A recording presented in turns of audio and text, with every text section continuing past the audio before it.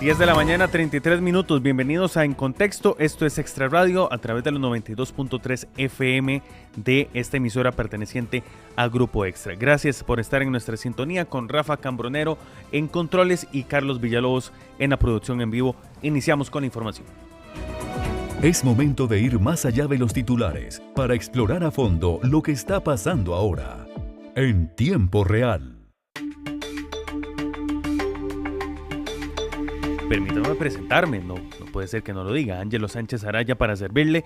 Estamos aquí en la conducción de este programa de este jueves 9 de enero. El Ministerio de Hacienda ha señalado que ningún gobierno ha cumplido con el 8% de la educación. Hoy en entrevista en Desde Buena Mañana, el ministro de Hacienda, Nogui Acosta, ha dicho que hay más gastos que ingresos, que esa parte también imposibilita que se pueda cumplir con el 8% del PIB para la educación. En este país, la recaudación del gobierno es más o menos un 14.9, un 15% del PIB, y el gasto es el 22%. Ya hay un problema de fondo en ese presupuesto de la República. Y así es como está. Vamos a tener que discutir nuevamente sobre cuál es la carga tributaria que tiene que tener el país para poder cumplir con estos preceptos. Hay otro precepto constitucional que establece que al Poder Judicial hay que darle al menos el 6% de los ingresos. Me parece más razonable que lo hayan definido con los ingresos. ¿Por qué? Porque ahí sí hay una relación entre la recaudación del gobierno y el gasto. Sí. Y le voy a decir una cosa, tampoco se cumplía con el 6% del PIB antes del 2011, y menos el 8% después del 2011. En esta misma conversación, el ministro de Hacienda pone en duda que siga manteniéndose o que se deba mantener el 8% del PIB a la educación. ¿Cuántos niños vamos a tener en el 2050? Vamos a tener 600,000 niños. Hoy tenemos un poquito más de 1 millón de niños en las escuelas. ¿Tiene sentido el 8% de la educación en el 2050? Vamos a seguir con el 8% de la educación cuando el PIB crece un 5% y el crecimiento de los ingresos tributarios es de un 3%. En Contexto, por Extra Radio. Es la información que surgía hoy en la mañana en Desde Buena Mañana con esta entrevista con el ministro de Hacienda, que una de sus propuestas era que el impuesto al valor agregado subiera un 10%, posicionándose en un 23% para poder financiar la educación. Veremos qué pasa con todo este tema, que va a dar mucho de qué hablar en los siguientes días. 10 de la mañana, 36 minutos, vamos hasta el centro de San José. Allá se encuentra nuestro compañero de Diario Extra, Aarón Chinchilla, porque hoy los taxistas se han tirado a la calle, no solo porque evidentemente trabajan en la calle, sino porque se van a manifestar, producto de que están señalando la necesidad de que las plataformas digitales se regulen en nuestro país. Aarón Chinchilla con la información. Adelante, Aarón, bienvenido, buenos días. Hola, muy buenos días, Ángelo, ¿qué tal? Saludos cordiales a todos los que nos escuchan a través de la 92.3 FM.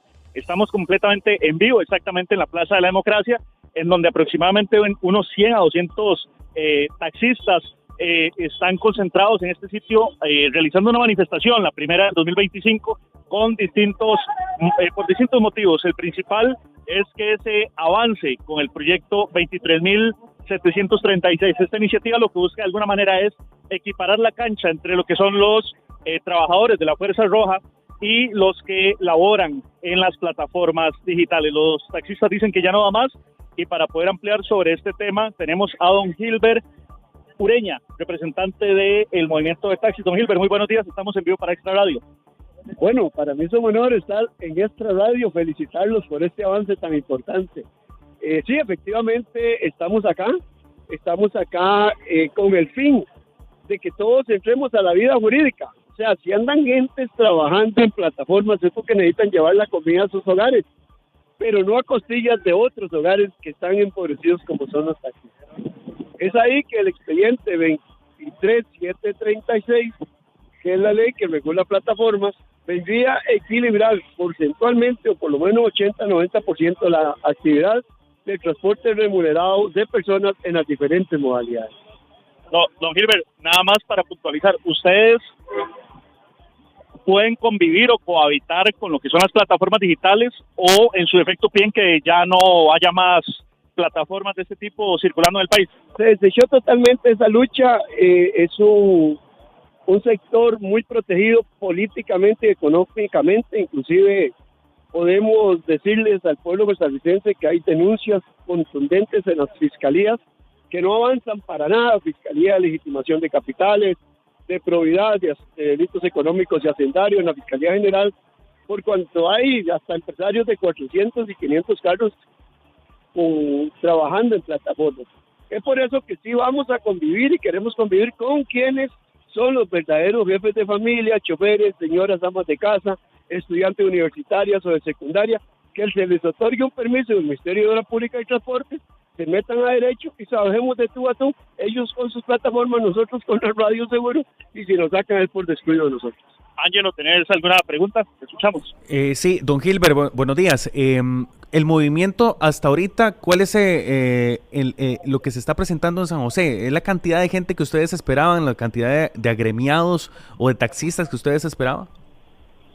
Se superaron las expectativas. Ángelo, para mí es un honor saludarte, saludar a toda la audiencia. Igualmente, muchas gracias. Se superaron, los compañeros de Nicoya salieron a las 3:50 de la mañana, se vieron a Liberia, a Punta Arenas, a Jacó, a Esparza, a Quepos. O sea, son delegaciones. El desgaste no se puede hacer en el primer día, en que venimos a pedir que la comisión de jefes de fracción pongan ese proyecto en la agenda legislativa. Está en el lugar número 70, nunca se va a conocer. Ya tiene 270 mociones, Ángelo, del Partido Liberal Progresista de don Eli Feijan, que quiere que aquí no se regule nada, porque siga todo por la libre. Es el mismo partido del Movimiento Libertario que se convirtió, se desapareció uno, pero eran mentiras, quedó con otro nombre. Entonces, esas 270 mociones pretendemos que sean rechazadas, ya el proyecto está en plenario, como le digo, con dictamen afirmativo de mayoría de la Comisión de Gobierno y Administración, y algunas mociones de nosotros que se mejore el proyecto, negociadas con gobierno, presentadas también, queremos que se empiecen a conocer. Ahora, don Gilbert, nada más para entender, ustedes piden que se equipare la cancha de alguna manera, es decir, que a los plataformas que andan en la calle también les tengan que ir 2 veces a revisión técnica vehicular, que tengan que pagar una cuota especial, tal vez ampliar sobre eso, don Gilbert. Con muchísimo gusto. Uno de los costos de operación muy grandes que tenemos nosotros es la revisión técnica. Cada 6 meses hay que cambiar llantas, rótulos, compensadores. En la negociación con gobierno, las plataformas no aceptaron ir cada 6 meses por el costo que se tiene. Entonces nosotros le pedimos al gobierno que nosotros vayamos cada año. Nosotros queríamos seguir cada 6 meses en protección de los usuarios, ¿de acuerdo? Pero si no es así, ya está presentada una moción que vamos todos cada año y punto, ahí se termina todo. Nosotros pagamos trimestralmente los seguros de riesgos de nuestros usuarios, por lesión y por muerte de 200 a 400 millones, y ellos no pagan nada, y no tienen, se muere alguien, nadie lo paga. Queremos que los metan a pagar los seguros para que protejan a los usuarios. Y lo de la seguridad social, porque nosotros pagamos seguro social como trabajador independiente y ellos no, que también paguen el seguro de trabajador independiente. Nosotros pagamos renta, que ellos paguen renta, tienen ganancias a través de esos carros, de los ingresos. Bueno, ahí vamos equiparando la cancha. Ángelo. Don Gilbert, vamos a ver, hablaba esta mañana con don Rubén Vargas, que también es el líder de los taxistas, y me decía que tienen la expectativa de poder hablar con los jefes de fracción para que el proyecto siga avanzando. ¿Esa expectativa se mantiene? Bueno, sí, pero no. Si no nos pudieran atender por lo menos en el grupo que yo tengo de difusión con los jefes de fracción, no de chat,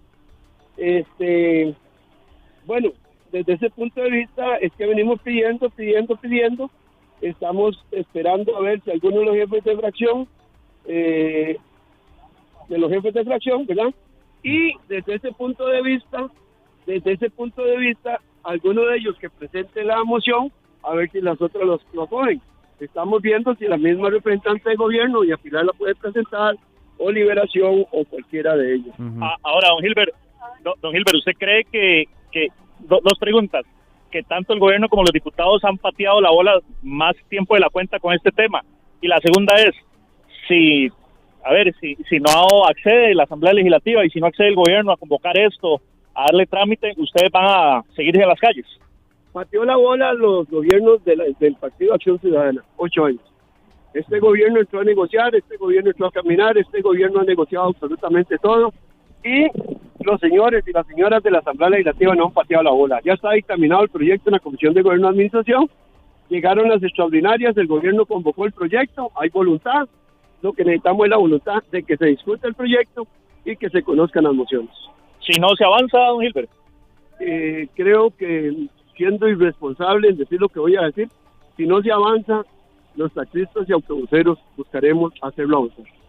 ¿De qué forma? ¿Tirándose nuevamente a las calles o algunos bloqueos? O no queremos volver a los tiempos de antes, porque creo que la disposición de algunos diputados de fracciones y diputadas nobles y buenas con nosotros nos han prometido que hay que avanzar. Ángelo. No, don Gilbert, bueno, este movimiento, bueno, usted lo han defendido por muchos años y quedaba la duda y se le hacía llegar a don Rubén hoy en la mañana de cuál es la diferencia de hace un año que llegaron a la casa presidencial, se abrazaron con el presidente y demás, pero el proyecto no ha avanzado. Ya usted lo aclara de que no ha sido por tema del Poder Ejecutivo, sino por la Asamblea Legislativa. ¿Han podido conversar también con la ministra de la Presidencia para que ella también hable con los diputados y ver de qué manera esto lo pueden poner a avanzar para el tema que ustedes están defendiendo? Las mociones vía artículo 137 que están presentadas, que solo se conocerán si el proyecto se pone en agenda para que vaya de nuevo a comisión y se conozca, fueron firmadas por los diputados del gobierno. Y desde ese punto de vista creemos que los demás diputados de otras fracciones que han conversado con nosotros, si lo primero es poner el proyecto a discusión para que toda esa cantidad de mociones, los del Movimiento Libertario, de los del PLP y algunas del Frente Amplio, que lo que buscan es no obstaculizar, sino favorecer a los trabajadores de esos sectores con la seguridad social y derechos laborales, están ahí. Con este gobierno hemos avanzado, con estos diputados hemos avanzado, tal es así que el proyecto está dictaminado en una comisión que pasó al plenario y está en el plenario. No, don Gilbert, ¿cuántos taxistas quedan actualmente? ¿Cuántos están operando? De 13.500 taxistas que habíamos originalmente, quedaron 9.200 por situaciones de la plataforma, la pandemia, seguridad social, y de los 9.200 únicamente 5.200 han renovado, y creemos que las 3.800 placas que faltan no van a renovar, es decir, que a finales de este año solamente habrán 5.500 taxistas a nivel nacional. Ángelo. Perfecto. De mi parte estamos listos. Si usted tiene más, adelante. No, nada más, bueno, agradecerle a don Gilbert y comentar que ha sido un movimiento bastante tranquilo, ha sido un movimiento que actualmente está reunido en la Plaza de la Democracia. Ellos se van a quedar acá de forma pacífica, el ánimo es muy tranquilo, tienen sus tumbacocos, sus caravanas. Policía de Tránsito ha tenido que intervenir en la avenida Segunda, Ángelo, porque pues evidentemente es una congestión vial y también se necesita darle paso a las demás personas que buscan sus respectivos destinos. Pero ha sido un movimiento bastante tranquilo, ya lo escuchábamos de don Gilbert, el objetivo es hablar con los diputados para acelerar este proyecto de ley. Punto a señalar es que no todo depende de la Asamblea Legislativa, sino también la agenda está siendo controlada ahorita por el gobierno, es decir, el que pone el papel sobre la mesa se llama Casa Presidencial. Sí, por acá es un movimiento tranquilo. Sí, que ahí lo que queda, Aaron, bueno, el gobierno tendrá sus prioridades y claramente este proyecto no es una prioridad para el gobierno porque si no estaría ahí. Claro, así es. A ver, evidentemente el movimiento de taxistas se muestra ya desesperado, intranquilo por su futuro. Ya escuchábamos a don Gilbert que más de 9.000 personas han dejado de alguna manera este tipo de plataformas, únicamente hay 5.500, es lo que planteaba en su momento, pero a ver, no es la prioridad del gobierno, tal como decís, Ángelo, así que Aaron, ¿y habrá que esperar a ver qué pasa. ¿Cuántos taxistas más o menos están participando de la manifestación? Así, a cálculo, a ojo, como se dice. A ojo de buen cubero, sin afán de ser preciso, a ojo de buen cubero pueden haber unos 150, 200 taxistas, principalmente de la provincia de Heredia y de San José. Algunos vinieron de Punta Arenas, otros vinieron de Nicoya y otros han venido de la zona norte. A ojo de buen cubero pueden haber sus 150 taxistas. Bueno, con ese dato que usted da, tendría razón don Gilbert, basándonos en lo que dijo don Rubén Vargas hoy en la mañana, que él esperaba 100.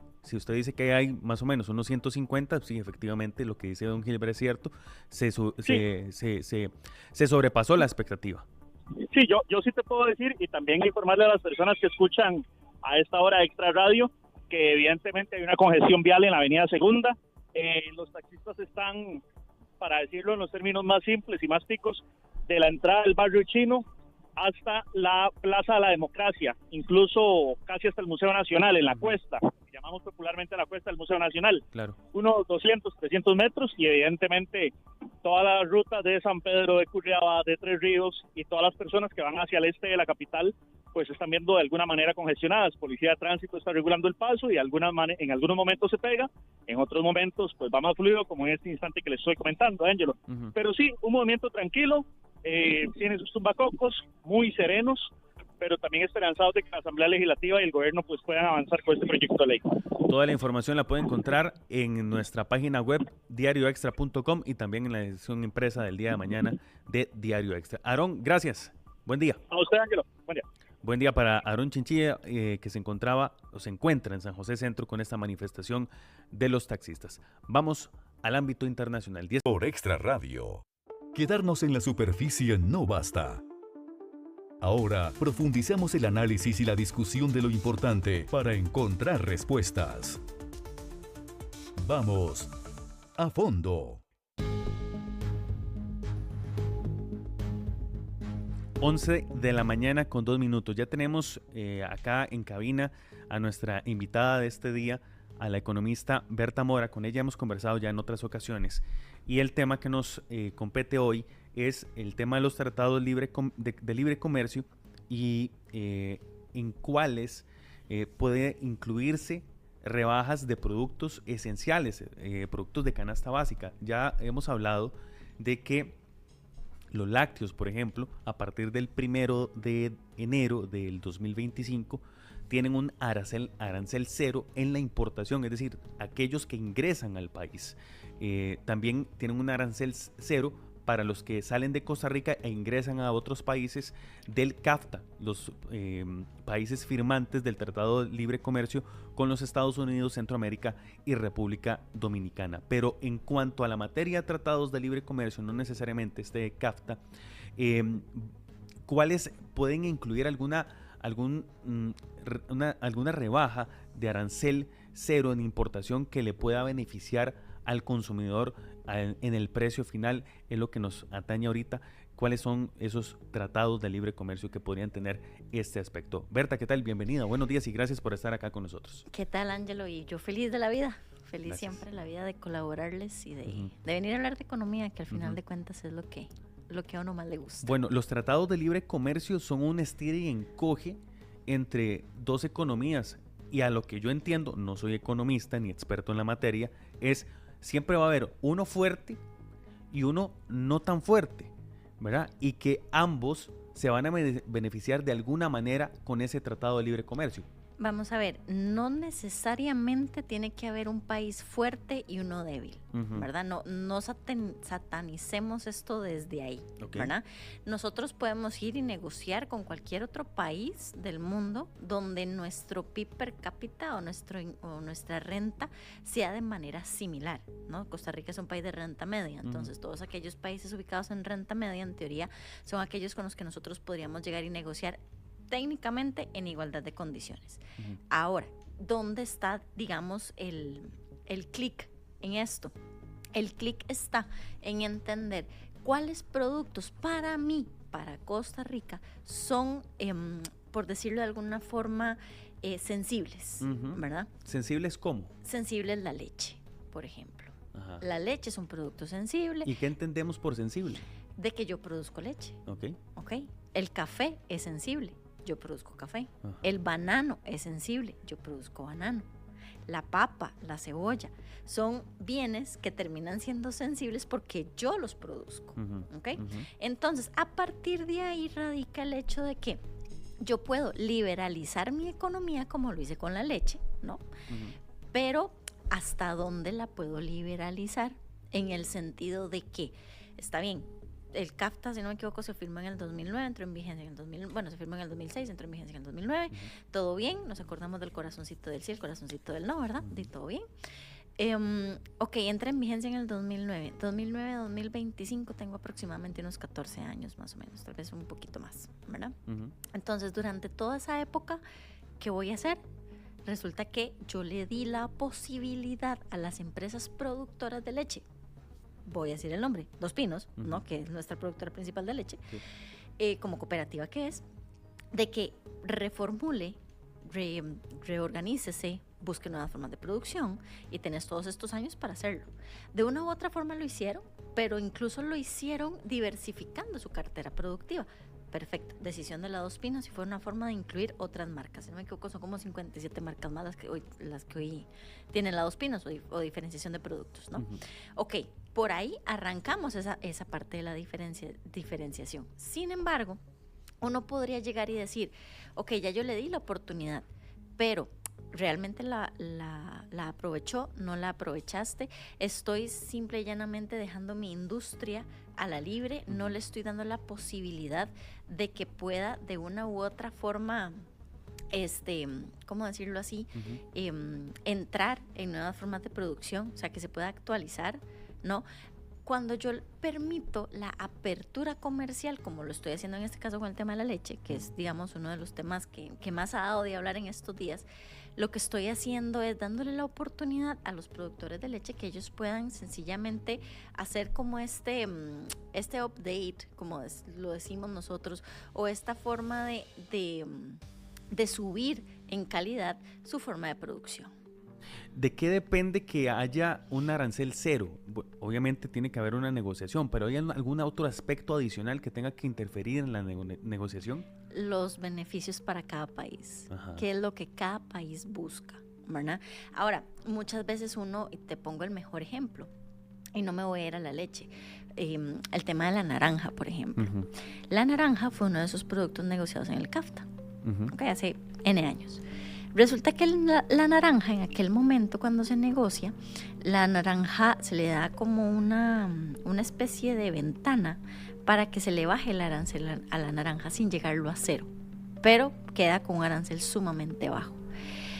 Hay cadenas de supermercados sumamente fuertes que pueden negociar precios relativamente bajos en Estados Unidos, que cuando lo hacen y se traen el producto para Costa Rica, dígase la naranja, se exporta la naranja desde Estados Unidos para acá. Cuando llega al mercado, hemos tenido ocasiones que son ocasiones, digamos, temporales de producción de naranja, donde la naranja que entra al país termina saliendo más barata que la que se produce en Costa Rica. Por ese poder de negociación que tienen las cadenas o esta cadena de supermercados. ¿Okay? Ahora, ¿qué pasa? La naranja entró al país, perfecto, se comercializa como el resto de la naranja tica, pero entonces ahí, que es lo que yo siempre le pregunto al que tengo a la par, bueno, cuando vos llegas al supermercado y encontrás las dos naranjas, yo te voy a preguntar, bueno, ¿cuál naranja vas a preferir? Y te hago la pregunta hoy, ¿cuál naranja preferirías? Si la importada o la nacional. Ajá.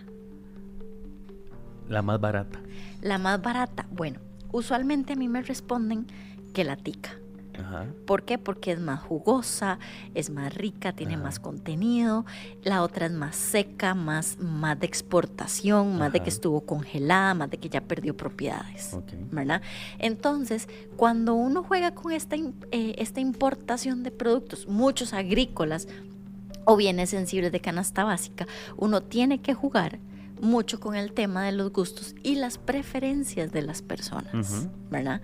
Que, si no me equivoco, lo conversamos muchísimo el otro día también, en cuanto a la leche. Cuando Lala entró al país hace unos años, Lala igualmente no fue que se trajo la leche de México, no fue que se trajo leche de cualquier otro país, no, la leche se compraba aquí a productores nacionales, se producía en una planta en San Ramón y se vendía en Costa Rica. Entonces, ¿a dónde estaba la diferencia? Fue un tema de marca, fue un tema de idiosincrasia, fue un tema de pertenencia. Fue un tema de marca o de propiedades, porque le voy a decir por qué la pregunta, porque hace unos días también conversábamos en la mañana, Desde Buena Mañana, con el director de Conarroz, por lo mismo, por el tema de los aranceles, la leche, el Tratado de Libre Comercio, y si eso iba a afectar de alguna manera el arroz, que era la duda que tenía mucha gente, y me decía, bueno, no, ¿verdad? Pero hay un detalle. Costa Rica no importa arroz de los Estados Unidos porque a la gente no le gusta el arroz de los Estados Unidos, porque revienta diferente, porque es una consistencia diferente, porque a la hora de cocinarlo es diferente, y la gente ya se acostumbró al arroz tico, ¿verdad? A su consistencia, a cómo revienta, etcétera. Y el arroz más similar que han encontrado en el mercado al costarricense cuando hay desabasto o cuando la producción no es suficiente, es el arroz en Sudamérica, ¿verdad? Entonces, no sé si esto pudo haber pasado con Lala, el ejemplo que usted pone. No sé si habrá sido algún tema no solo de la marca, que no lo descarto, sino tal vez por ahí de la consistencia o los factores nutricionales de repente en este producto lácteo. Vieras que en aquel momento yo trabajaba haciendo pruebas de producto y no era eso. Era un tema de marca. Entonces, ahí es cuando yo te digo, el tico se casa con la marca y el tico está casado con la marca nacional. No voy a decir otras marcas porque no viene el caso, aparte no nos patrocinan el programa, entonces vamos a ver por fuera. Bienvenidos. Pero, exacto, bienvenidos todos. Pero yo lo que te puedo decir es eso, hay un tema de idiosincrasia que el tico sigue, ¿no? Entonces la Dos Pinos en este caso es la leche, la mantequilla, el yogur, ¿no? Los productos tal vez más de canasta básica son los que la gente dice, yo me caso con esta marca o con este tipo de producto y por más arancel cero o por más barato va a ser difícil que cambie. Exactamente. Eso me termina a mí pasando, ¿no? Cuando uno analiza el comportamiento del costarricense, uno dice que extraño, porque si es más barato la gente no va y lo compra. Si sigue siendo la misma leche, las mismas propiedades, la misma consistencia, ¿a dónde está el tema? Y cuando vos identificas que el tema está no en un tema de precio ni en consistencia, sino en elección de marca, es cuando vos decís, bueno, hay un posicionamiento muy fuerte por parte de ellos. ¿Se ha podido identificar algún otro producto que haya ingresado al país y que no haya tenido el éxito que de repente sí tienen en otros países por eso mismo? Ahorita que yo tenga mapeados, no, Ángelo. Ahorita yo te puedo hablar con la propiedad, como te puedo hablar del Lala, no. Sí, es curioso porque del Lala lo recuerdo perfectamente, incluso la empresa, la planta productora que tenían era muy grande y demás, entró con bombos y platillos, patrocinio en televisión, ¿verdad? Y todo lo demás, pero no tuvo el éxito que se le vislumbraba a una marca que es muy fuerte en México, no tuvo ese impacto, por lo menos acá en Costa Rica. Que además es una marca que le llega a los estratos más bajos, ¿verdad? Porque tiene la posibilidad de producir a muy bajo costo, ¿verdad? Independientemente que se estuviera produciendo en Costa Rica. Ahora, con los tratados de libre comercio, y vamos a hablar porque es el ejemplo de repente el más claro. Los lácteos, acá producimos lácteos, pero acá encontramos el producto más caro que en Centroamérica. Los tratados de libre comercio, o específicamente, daría la oportunidad que a un corto plazo los precios se vayan a equiparar un poquito más con los vecinos, con Nicaragua y con Panamá, que allá sí se encuentra el mismo producto lácteo que compramos acá en Costa Rica, se encuentra más barato al norte y al sur de nuestro país. Vieras que eso no te puedo decir que vaya a pasar, no, o sea, no lo puedo asegurar que vaya a pasar. ¿Por qué? Porque al final de cuentas nosotros consumimos acá lo que acá producimos. Entonces hay un tema de estructura de costos, estructura de precios, estructura de producción. Entonces, no porque yo haya eliminado los aranceles, significa que necesariamente la Dos Pinos pueda producir más barato, ¿verdad? O sea, no, eso no va a significar, tienen que, a ver, y lo ignoro, no sé, si ya incluyeron nuevas formas de producción, si trajeron nuevas tecnologías para abaratar costos y que eso sea trasladado al usuario final, ¿verdad? Que ese es el fin último de esto y de permitir la libre competencia que busca, por supuesto, la Organización Mundial del Comercio. Sí. ¿Qué tratados están por entrar en vigencia en nuestro país? Mira, se firmó el año pasado, si no me equivoco, el que es con Colombia, ¿verdad? Ese es uno de los más con Ecuador, perdón, ese es de los más recientes. Ese entró en vigencia el 1 de octubre del año pasado. También se firmó el de Emiratos Árabes. El de Emiratos Árabes va en función, y esto es muy interesante, no necesariamente un acuerdo comercial por producto, digámoslo así. Este está más direccionado a un tema de inversión extranjera directa, ¿verdad? Como atraer la inversión. Exactamente, de que haya un flujo más sencillo para la atracción de inversión extranjera directa de los Emiratos Árabes. A ver si lo aterrizo con estas palabras. Como menos burocracia para el que venga a invertir plata acá a Costa Rica. Pero vieras que no es burocracia tica. Okay. Es burocracia de los Emiratos Árabes, porque los Emiratos Árabes, ellos se rigen bajo la ley del Corán, tienen toda una estructura para hacer negocios, que al final de cuentas no es tan compatible con Occidente, entonces hay que buscar algún otro país del centro, donde, digamos, del common law, donde podamos negociar, etcétera. Entonces eso se vuelve un poco más complejo. La idea es facilitar esa burocracia, eliminar esa burocracia y poder traer esa inversión extranjera directa a Costa Rica, obviamente que generando un mayor flujo de comercio, sí, bienes y servicios, pero también esa atracción de inversión extranjera directa que es tan importante. Ya está con nosotros Paul Ulloa. Paul, buenos días. Estamos hablando del TLC tan interesante y sobre todo en el marco de la entrada en vigencia de el cero arancel en ciertos productos después del Tratado de Libre Comercio, de entrada en vigencia del Tratado de Libre Comercio de los Estados Unidos, Centroamérica y República Dominicana. Buenos días, Paul. Buenos días, Ángelo. Buenos días a doña Berta. Muchas gracias por acompañarnos. Me disculpo por entrar tarde, estábamos en una reunión ahí importante para las próximas semanas. Ya tendremos sorpresas. Bueno, doña Berta, siguiendo esta línea de preguntas que estaba llevando a cabo Ángelo, el tratado o por lo menos el acuerdo comercial con un país árabe, y bien decía usted, es más como para que nos abran las puertas allá y nos digan en qué podemos mandar productos. Ellos son un mercado tremendamente accesible y lujoso, pero que cumple ciertas normas. Esas normas, Costa Rica cumple con la mayoría de esas normas.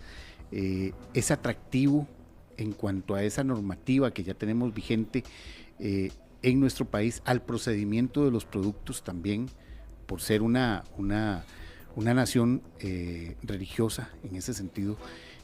Tiene una apertura fuerte Costa Rica, es atractivo Costa Rica para ellos. Son 10 millones de consumidores con poder adquisitivo altísimo, ¿verdad? Y esto con la firma del Tratado de Libre Comercio con Emiratos Árabes, pues básicamente lo que estamos haciendo es eliminando barreras arancelarias que le va a dar acceso a pequeñas y medianas empresas a ese mercado, ¿verdad? Que Costa Rica produce caro, puede exportar caro y le va a llegar a la gente con alto poder adquisitivo. Y lo van a comprar. Y lo van a comprar porque además Costa Rica es exótico. ¿Verdad? Recordemos siempre que nuestro país es exótico. El mono cara blanca es exótico, la lapa roja es exótica, ¿no? El perezoso es exótico, la boa constructor es exótica, ¿no? Entonces, todo eso atrae a este mercado. Y es un mercado que, vamos, si llegan a Costa Rica, usualmente lo que tienen que pagar entre boletos aéreos y un poquito de traslado son más allá de los $4,000. Si es que tienen que pagar boletos aéreos. Si es que tienen que pagar boleto aéreo, no tienen su propio avión y tienen el acceso, por ejemplo, a una provincia como Guanacaste, donde uno ve que aterrizan ahí, se agarran el helicóptero y se fueron a Papagayo, ¿verdad? Nosotros lo que le podemos ofrecer más que todo es ese atractivo turístico. Y el producto exótico y lujoso. Que lo encuentra aquí. Que lo vas a encontrar acá. Y a eso iba, porque eso también nos debe hacer un cambio. Se ha creado la cultura del turismo, por ejemplo, en Guanacaste, pero debemos iniciar un proceso para también aprender en otras partes del país que son polos turísticos, esas culturas y esas tradiciones que pueden afectar a un turista que va a llegar, que es muy posible que llegue, que ya una vez que conozca Costa Rica, que conozca una zona donde está Guanacaste, por ejemplo, que conozca Guanacaste, quiere extender su visita y que no ha entendido, por ejemplo, algunas de las tradiciones y que lo ve incluso amenazante. Y eso es un punto que creo que nos falta. No todos entienden la cultura del Corán, del musulmán, y algunas de las condiciones que no son necesariamente las que se han visto en películas, que las que se han visto en televisión, las que pueden ser catalogadas como riesgosas. Son cosas completamente distintas y creo que nos falta camino en eso. Por supuesto que sí, porque además de eso hay un tema de, como lo decía usted, don Polo, ahorita hay un tema de inserción cultural muy importante, pero más allá de eso también está el tema de que Costa Rica se vuelve un país que siempre conectó el norte con el sur, ¿cierto? Entonces, al conectar norte y sur tenemos una diversidad cultural enorme, ¿no? Gastronómica, bailes típicos, o sea, vamos, cubrimos ambas regiones, ¿no? En gran parte. Entonces, de pronto, esa apertura a la diversidad nos hace ser, digamos, o tener esas puertas más abiertas a una cultura tan diferente como la de Medio Oriente. Pero no solo viene Medio Oriente, vienen otras religiones que en contrapeso con estas han vivido en guerras durante muchos años y que Costa Rica se ha vuelto un lugar para darle hogar y cabida a todos en general. ¿Ese tratado cuándo entró en vigencia? No ha entrado en No vigencia, ha entrado fue en vigencia. firmado. Está firmado a nivel bilateral. pero todavía incluso falta que sea acordado por la Asamblea Legislativa. Recordemos que tiene que ser acordado por la Asamblea Legislativa, o sea, falta que entre en la corriente legislativa, la aprobación, y tengo entendido que también falta que sea sancionado en los Emiratos, para que, bueno, la ventaja es que ya el rey nada más dice que sí, ya. Exactamente, y ya.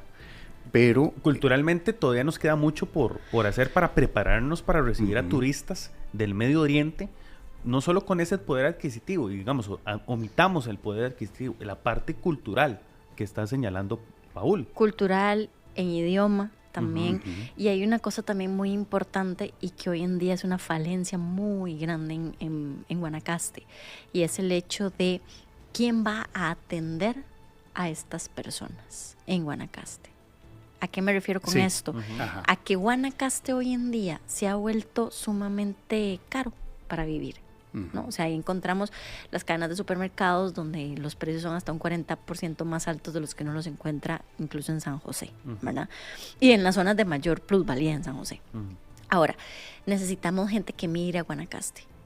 Que migre a Guanacaste, que tenga no solo el inglés, que no solo tenga el español, sino que hable todavía otros idiomas, que expanda su conocimiento cultural, como dice don Paul, pero además de eso, que sean personas que tengan donde vivir, donde mandar a sus hijos a la escuela, que tengan donde comprar alimentos y que tengan cómo desarrollar una vida en la provincia. El tico de a pie. El tico de a pie. Nos necesitamos mover a Guanacaste para que atienda todo ese mercado, pero en las condiciones económicas que está operando hoy Guanacaste, va a ser muy difícil. No hay cómo.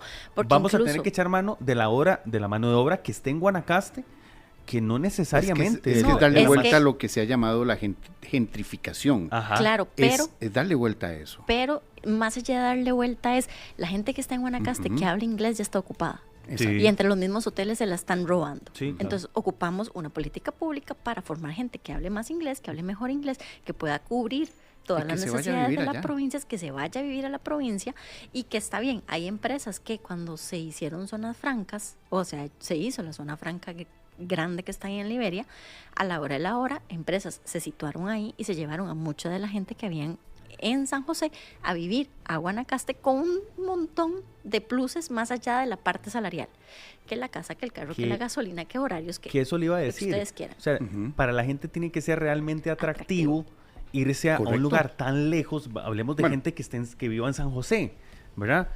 Irse a Guanacaste es lejos, ¿verdad? Más allá de que estemos allá en 3 o 4 horas, 3 horas, digamos, es lejos para la gente, el clima es diferente, todo es la gente es diferente, la idiosincrasia es diferente, y todo eso es un golpe al sentido, a los sentimientos y demás, y la gente lo va a tomar en cuenta. Entonces tiene que ser algo más que solo tienes un buen salario, porque si el alquiler está caro, por decirlo algo, o los terrenos son caros, si es que quiero y el acceso comprar, el acceso a educación, que Ajá. es posible que tengas que llevarte a tu familia, el acceso a servicios, Ajá.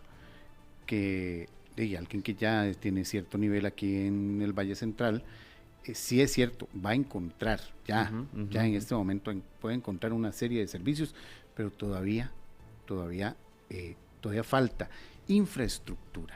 Sí. Creo yo que falta todavía infraestructura importante para hacer frente a todo esto, que yo creo que no lo estamos midiendo todavía, el impacto que esto va a tener. Sí.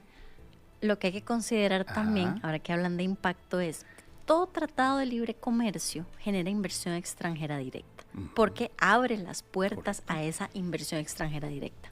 La legislatura anterior, que yo me quité el sombrero al final de esa legislatura, aprueba la apertura de zonas francas con mejores exenciones fiscales fuera del gran área metropolitana.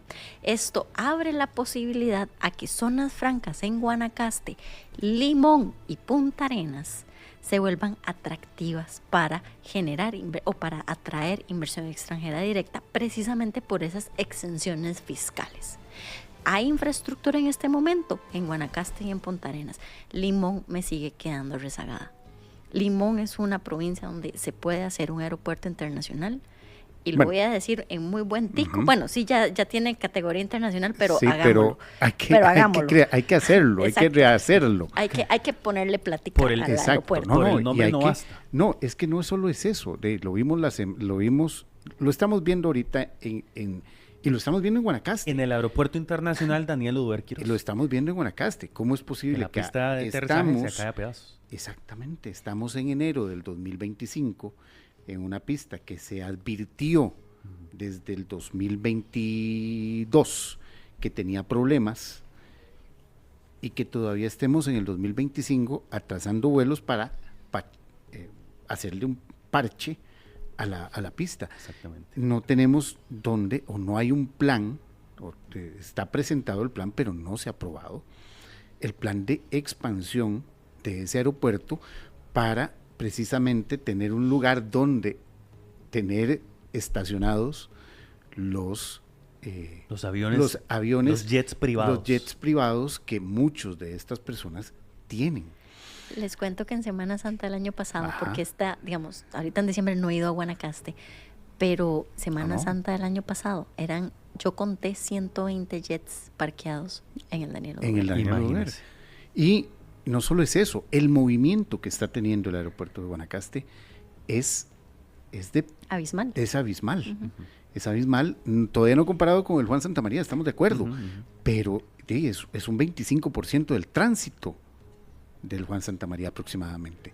Y tenemos la misma pista. Exacto. Que eso es lo, eso lo tenemos la terminal y la administración de la terminal está bien. Es la pista. Que no es un dato menor. No. Son las 11:29, ya vamos a seguir con este tema. Vamos a ir a una pausa comercial. Estamos en Contexto a través de Extra Radio 92.3 FM. Ya venimos. 11 de la mañana con 32 minutos, continuamos aquí en Contexto en Extra Radio, hablando con doña Berta Mora. Ella es analista internacional y politóloga, ¿verdad? Futura politóloga. Futura politóloga. Ya casi termino. Ya casi. Bueno, estamos hablando un poquito de todo lo que conlleva los tratados de libre comercio con los distintos países y todo lo que eso conlleva, porque, les voy a contar. Nosotros hemos estado firmando tratados de libre comercio y hay cosas que van más allá de los tratados, más allá de la parte económica.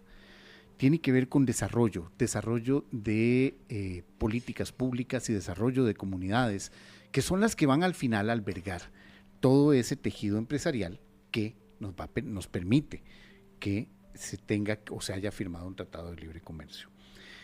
Entonces estamos analizando eso y estábamos analizando, Ángelo, el tema de Guanacaste, que nos ha dado muchos dolores de cabeza en los últimos meses del 2024 y que nos debe el aeropuerto y que es el reflejo de lo que viene y de lo que otras regiones del país se debe hacer o no hacer o dejar de hacer para que no nos agarre el tren tras una firma de un tratado de comercio. Y estamos poniendo el ejemplo, por ejemplo, de este acuerdo con Emiratos Árabes Unidos que va a generar una gran cantidad no podemos hablar de riqueza, pero sí de trabajo para muchos costarricenses, pero que a la vez nos debe llamar la atención a todo el tejido social que está alrededor de un tratado o de un acuerdo comercial. Probablemente un incremento en la inversión de empresas en Guanacaste, probablemente un incremento en el sector turismo, que como dice don Henry, es la gallinita de los huevos de oro de Costa Rica, no de Guanacaste, de Costa Rica. Y el tema del aeropuerto Daniel Oduber, por eso hay que cuidarlo y por eso es que nos preocupa tanto, porque es ahí donde van a llegar. ¿Qué hace? Es la puerta, es la primera cara. ¿Qué hace una persona de estas, de los Emiratos Árabes, en llegar al aeropuerto Juan Santamaría si hay un aeropuerto en Liberia? Y la inversión que va a ir a hacer, probablemente va a ser en Liberia. ¿Qué hacen llegar en Santa María? Vamos a ver, pueden hacerlo en Liberia, pero también recordemos que hay unas zonas en expansión muy importantes en el GAM.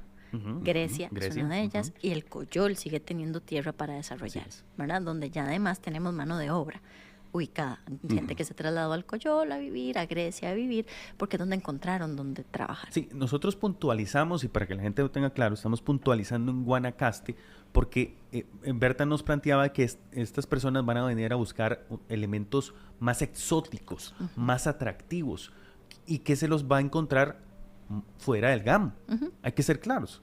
En el GAM puede encontrarse algunas cosas, claramente que sí, pero el fuerte de lo exótico, del atractivo turístico, está fuera del gran área metropolitana.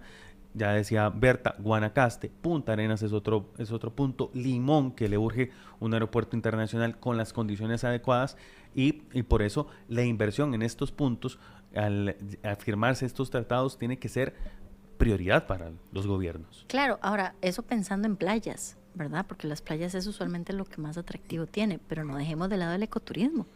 Ecoturismo en la Fortuna de San Carlos, el Arenal, que ha sido utilizado para producir películas, sobre todo las de Jurassic Park, donde uno ve el volcán y uno dice, ay, ese es el Arenal, con solo verlo uno ya se identifica con el volcán. Entonces ya eso vende, el propio ecoturismo vende, y eso también se vuelve una parte exótica para venir a Costa Rica. La zona sur del país. La zona sur. Que es necesario potenciarla como polo de atracción de zonas francas, claro, en donde hay suficiente terreno, hay suficiente espacio para hacer, y hay mano de obra, y hay un nivel de educación aceptable que es necesario potenciar aún más. Golfito es más que el depósito. Golfito mucho es más que el depósito. Correcto. Tiene playas hermosas. Correcto. Turistear en Golfito hoy en día es como, digamos, en cantidad de gente, es como lo fueron algunas playas recónditas de Guanacaste hace algunos años,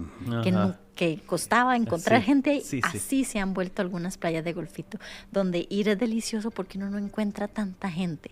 Podés turistear, estás tranquilo, podés conversar con la gente de la zona, podés entender qué les duele, podés entender incluso cómo ayudarle a la comunidad, y eso que ni me dedico a política ni lo que hago es economía, ¿verdad? Y es sencillamente tratar de entender y decir, sí, aquí en Golfito no podría armarse una zona franca, ¿y qué traigo a la zona franca? ¿Qué tipo de mano de obra tengo en la zona para sustentar esa zona franca? Bueno, eso es labor de las autoridades para empezar a entender qué tengo en la zona y cómo puedo generarle empleo a la zona. Sí. Las mismas alcaldías tienen esa obligación. Que ese es el tema. Por abrir una zona franca, se abre, pero las empresas... Es que tampoco las empresas van a ir a una zona franca donde estás donde no tenés la mano de obra Ajá, cerca. Exacto. ¿Y qué tipo- no solo qué cerca, tipo de adecuada. mano de obra? Exacto. Adecuada. Además, ¿y qué tipo? Porque uno sabe que, por ejemplo, en Guanacaste o en la parte agroindustrial, uno puede empezar a pensar que en mucha parte de agroindustria se puede ir como empresas de zona franca a generar empleo allá. Bueno, pero es que no necesariamente la agroindustria sea lo que realmente le sustente a la zona. Bueno, ¿qué otro tipo de empresas pueden ir? Y hablando de nuevo de Guanacaste, ¿qué otro tipo de empresas, no? Pero ¿dónde va a vivir esta gente también, verdad? Hay todo un engranaje social muy importante para poder cumplir con estas políticas públicas, además, políticas públicas que se necesitan para terminar de armar la cadena, si no estamos haciendo eslabones meramente separados que no conectan entre sí. Y todos son muy loables, bien hechos, concisos, con muy buenas intenciones, pero yo necesito concatenar todas esas buenas intenciones para generar desarrollo importante en las diferentes provincias. Y no estamos aprovechando algo que en nuestro país es importante.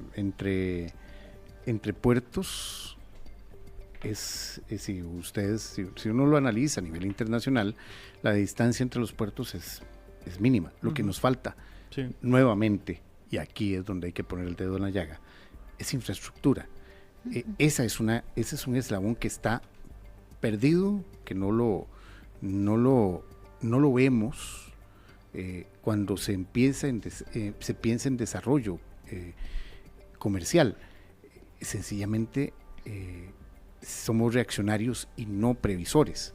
Por muchos años, don Paul, esa falta de previsión y que nos ha vuelto reactivos se dio por esta misma satanización que se generó muchos años atrás sobre las asociaciones público-privadas, ¿no? Que por muchos años fueron súper satánicas, de que básicamente esto era un robo, era para favorecer a unos pocos, etcétera, etcétera. Hoy en día, una de las mejores formas de desarrollar políticas públicas, sobre todo en infraestructura, son a través de las asociaciones público-privadas, bien hechas, que conste, ¿verdad? Bien hechas, con carteles específicos, y uno de los mejores ejemplos que tenemos nosotros es el Juan Santamaría. Hay que ver el Juan Santamaría. El Juan Santamaría es una de las asociaciones público-privadas más exitosas que tiene este país. Quienes recordamos haber entrado al aeropuerto hace 30 años, 35 años, es otra cosa. Sí, totalmente. Totalmente. Es un giro, pero radical. Correcto. Sí, es otra cosa. Entonces, a la hora de la hora, lo que uno piensa es, con una asociación público-privada bien establecida, donde queden estipulados los deberes y los derechos de cada parte y las obligaciones, pues podemos generar desarrollo en infraestructura que a la hora de la hora permita precisamente que el país avance. Vamos, APM Terminal fue una buena decisión, tarde llegó, y eso hace que el puerto, cuando termine de estar listo, pues ya sea obsoleto, porque esa es la realidad de APM Terminals. Y pues hoy en día, para ser más competitivos, necesitamos un APM Terminal más grande que el que tenemos hoy en día. Sí, pero el problema también de la terminal de APM es todo lo que está antes de APM. Por supuesto que sí, pero el mismo puerto El como mismo tal, puerto como tal ya hoy está es obsoleto. Es obsoleto. Está recién construido y ya es obsoleto. Entonces, volvemos a esto. Hay que generar políticas públicas que respondan a la velocidad a la que va el planeta, la velocidad a la que va el mundo. Porque, de nuevo, y yo creo que Ángelo me lo planteó ahora, ¿cuáles son productos que no pagan aranceles? Bueno, tenemos productos agrícolas que no pagan aranceles, tenemos productos de manufactura que no pagan aranceles, algunos en construcción, algunos productos químicos en construcción que no pagan aranceles. Bueno, ok, ¿y cómo ayudé yo a estas industrias, mis industrias, las nacionales, para que pudieran competir con estos precios? ¿Qué política pública generé yo para responder a esto? Esa es una pregunta, digamos, de escuela a la que uno debería poder responder. Pero no es que nos hemos acostumbrado a ponerle nada más aranceles como de forma proteccionista. Sí, pero entonces yo tengo que ayudar a mi industria. O sea, yo tengo que cuidar mi industria, como decíamos, ni tanto que lo... Que ni tanto que queme el santo, ni tanto que no lo alumbre. Exactamente. Y esta es la fórmula. ¿Cuál es el medio? No lo sé. O sea, hasta dónde tengo que alumbrar para no quemar o dejar de alumbrar, eso dependerá de cada industria. y de lo fuerte que tenga cada industria y de las ganas que tenga cada uno de los empresarios que forman las industrias a querer competir, porque esa es otra. Yo no hago nada si tengo empresarios que han estado toda su vida ligados al Estado o que de una u otra forma han visto su beneficio por estar debajo de las faldas del Estado, que no quisieron en algún momento evolucionar, que no quisieron desarrollar nuevas tecnologías para producir, porque la verdad es que el Estado me cuidaba, entonces yo para qué me desgasto tratando de evolucionar como productor, ¿verdad? Entonces ahí hay una responsabilidad importante también del empresario, y donde yo me puedo devolver incluso al tema de la leche. Bueno, Dos Pinos desde el 2014 compró Gallito, ha ido haciendo diversificación de productos, ha ido ampliando su cartera. Bueno, eso es parte precisamente de esa estrategia de sobrevivencia de la cooperativa como tal. Y eso no lo podemos dejar de lado. Pero el caso de Dos Pinos, por situaciones que uno se da cuenta, es casi como un caso aislado. Claro. No vimos eso en el arroz, por ejemplo. Pero el arroz es otro tema. Es otro tema que vamos Ese es otro monstruo. Ese es otro monstruo. No lo vimos con el azúcar. No. Ok, ya para hablar en algo más parecido. Y no lo hemos visto en otra serie de productos. Y ahora somos, y hemos sido potencia mundial en muchos productos, y de un momento a otro nos desvanecemos, que eso también nos llama la atención. Y aquí voy a poner una pregunta un poco incómoda. Eso también, porque la responsabilidad de los tratados de libre comercio han sido mucha responsabilidad de los equipos económicos de negociación, pero ¿dónde está, por ejemplo, un Ministerio de Agricultura y las oficinas de extensión agrícola? ¿Dónde está esa asesoría agrícola que no ha podido ver más allá de reaccionar a plagas, porque así es, y que no ha podido ver más allá de la conversión agrícola y conversión de productos? Eso creo que es porque yo me imagino que los azucareros pudieron haber recibido muy buena instrucción sobre mejoras para hacerle frente a un tratado de libre comercio, aunque no somos Cuba ni Brasil, que tienen enormes producciones, pero sí para hacerle frente a un tratado de libre comercio. Don Pollay, yo creo que la respuesta es que todo depende de quién del sector esté produciendo en el sector y los intereses que hay en ese sector. Porque pasa por el tema igual de la carne, de la leche, la carne, el tema del azúcar, el tema de los propios licores, donde nosotros fuimos potencia mundial también en la producción de licor. Y yo sigo pensando de que cómo quebras una empresa de licores. En Costa Rica, ¿cómo haces para quebrar una empresa de licores? Y es una pregunta que yo me hago y se la he hecho a varios empresarios, donde yo les digo que hay que ser derecho para quebrar una empresa de licores. Por eso, hay que ponerle. Hombre. Hay que ponerle para quebrar una empresa de licores. Hay que de verdad, pero todos los días hay que levantarse con la consigna de voy a quebrarla. Porque en un país donde el consumo es tan alto, y no hablemos de cerveza, hablemos de licor en general, y además apelándole a aquella idiosincrasia que el tico tiene, de que yo consumo lo local, ¿verdad? Porque sí la tenemos hasta cierta forma en ciertos productos. Sí. Tenías el producto, tenés a la gente dispuesta a consumir tu producto. Tenías un producto estrella. Y que todavía lo tenés en el mercado. Y que todavía se coloca, todavía se consume, y vos decís, y me estás quebrando la empresa. ¿Cómo? Y además que era una empresa que a nivel legal tenía un sinfín de usos para distribuir a diferentes instituciones. Que si lo que querías era, a la hora de la hora, que la empresa produzca más y mejor con nuevas tecnologías, porque esa es parte de la justificación de por qué pasan las cosas, entonces podías hacer el cambio en la ley, que podías haber hecho un buen lobby en la Asamblea Legislativa, pasar la ley donde se modificara el uso de las utilidades de esa empresa y destinas el 5-10% a infraestructura de la propia empresa Y ahí tenés la renovación en máquinas, en infraestructura, seguís produciendo más y mejor a menores costos, puedes colocar mejor en el mercado, vendés mejor y seguís teniendo la misma parte loable que tiene la empresa productora de licor para destinar a las diferentes instituciones públicas. Era muy fácil haberlo hecho, pero decidieron quebrar la empresa. O sea, es un caso de estudio de administración. Totalmente. Es un curso de INCAE. Eso es una empresa para ponerle en INCAE. Pero de verdad que sí. O sea, yo a veces me lo pregunto, ¿verdad? Entonces depende del sector y a dónde quiere ir ese sector o cuál es el interés con ese sector. Sí, no hay tema oculto. O sea, al final de cuentas, entre cielo y tierra no hay nada oculto. Pero ¿cuál es la decisión? ¿Verdad? Incluso con el azúcar. Con el mismo café pasa a veces, donde uno no entiende cómo es que a veces la producción de café no tiene un giro diferente o no producimos a mejores precios para colocarnos mejor en estas aperturas de mercado. Me explico, o sea, todo depende siempre de este sector, de qué quieren hacer los que están al mando. ¿Qué temas, verdad? ¿Cómo dan para tanto?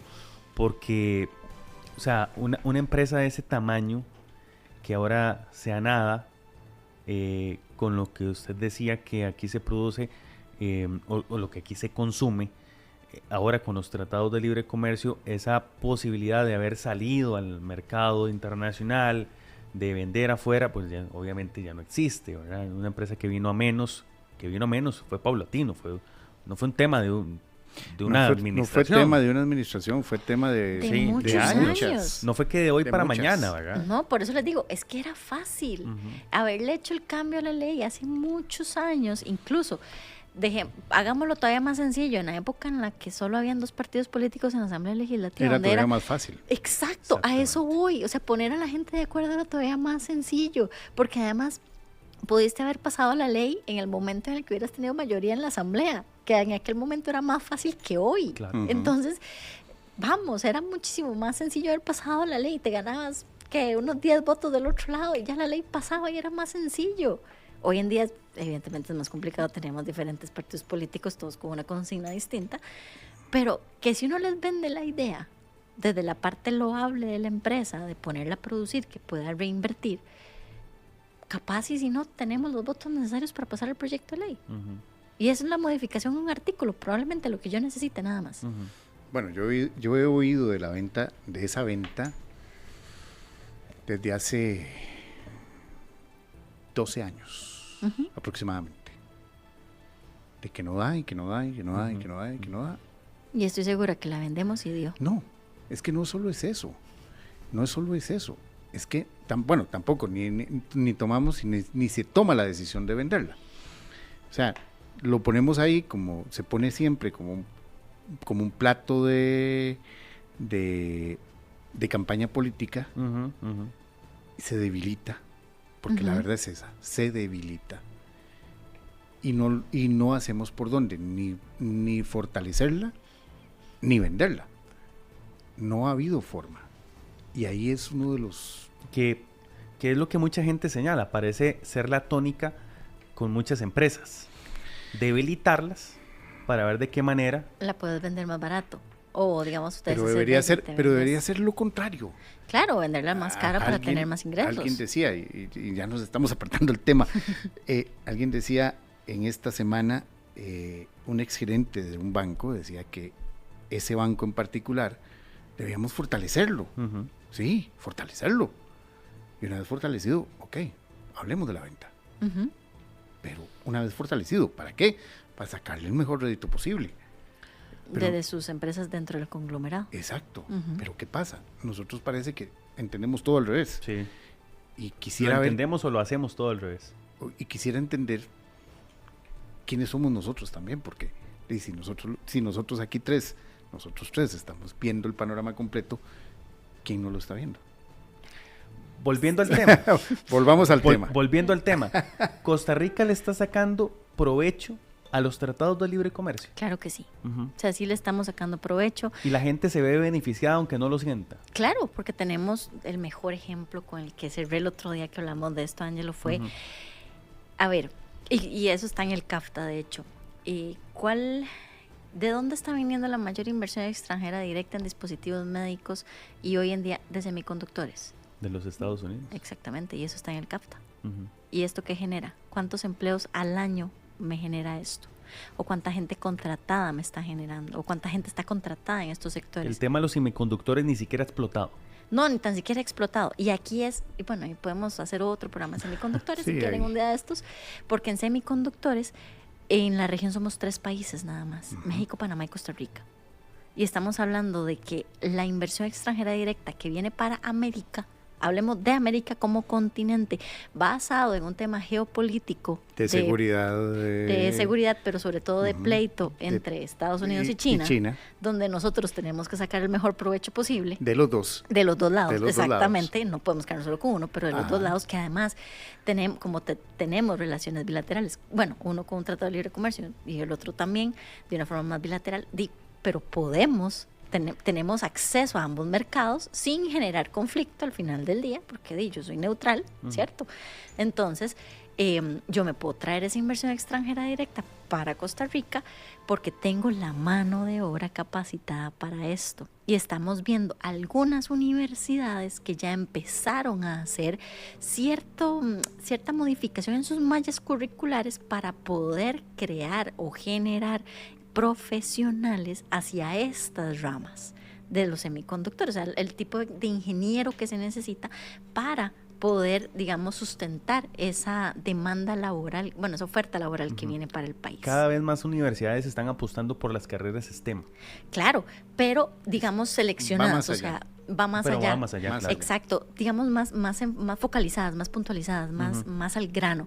¿Por qué? Porque a la hora son universidades que van a formar profesionales que ya van a tener un puesto laboral garantizado, entre comillas, en estas empresas. Ahora, ¿qué es lo interesante en esto? Lo interesante es que México no necesariamente tiene la mano de obra ya calificada. Costa Rica sí. Tiene que producir, tiene que empezar Tiene de que cero. empezar, y ya yo la tengo. Yo tengo al menos una base importante para esto. Y además tengo la infraestructura para poder absorber estas empresas.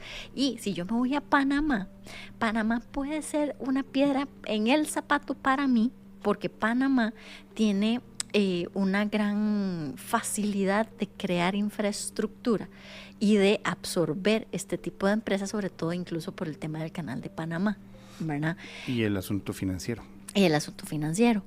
Pero Panamá también tiene un gran problema y viene siendo la parte humana de Panamá, ¿verdad? Que no necesariamente tiene el talento para poder poner a producir estas empresas, y Costa Rica sí lo tiene. Entonces, si yo me comparo con los otros dos, yo tengo cómo dejarme esa inversión extranjera directa que viene producto precisamente de los tratados de libre comercio. Berta, muchas gracias por habernos acompañado en esta mañana, gracias Con por haber mucho venido. gusto. Muy interesantes todos estos temas, No, dan se para deja muchísimo. para más. Dan para muchísimo. Yo ya les di como 3 programas más. Sí, aquí yo ya tomé nota para Ya. digamos, para mi molino. Paul, muchas gracias. No, Don gracias Paul. a ustedes, gracias a doña Berta por habernos acompañado y estaremos, por supuesto, Invitarlos para la 1:30 con Extra Noticias. Extra Noticias A través de Canal 42. a través de Canal 42. Ya estamos preparando varias Hay mucha las coberturas, información. hay mucha información. Sí. Hay problemas en San Carlos Sí. con las inundaciones y varias carreteras que ya están cortadas y que tienen problemas con abastecimiento con deslizamientos. Tenemos también la marcha que se está dándose en el centro de San José de los taxistas, así que tenemos bastante información ahora. Para que a la sintonicen 1:30. a través de Canal 42 Extra Noticias a partir de la 1:30. Berta, muchas gracias. Gracias a ustedes. Gracias. Gracias a todos ustedes por habernos acompañado. Esto fue En Contexto a través de Extra Radio 92.3 FM. Hasta mañana. Que les vaya muy bien.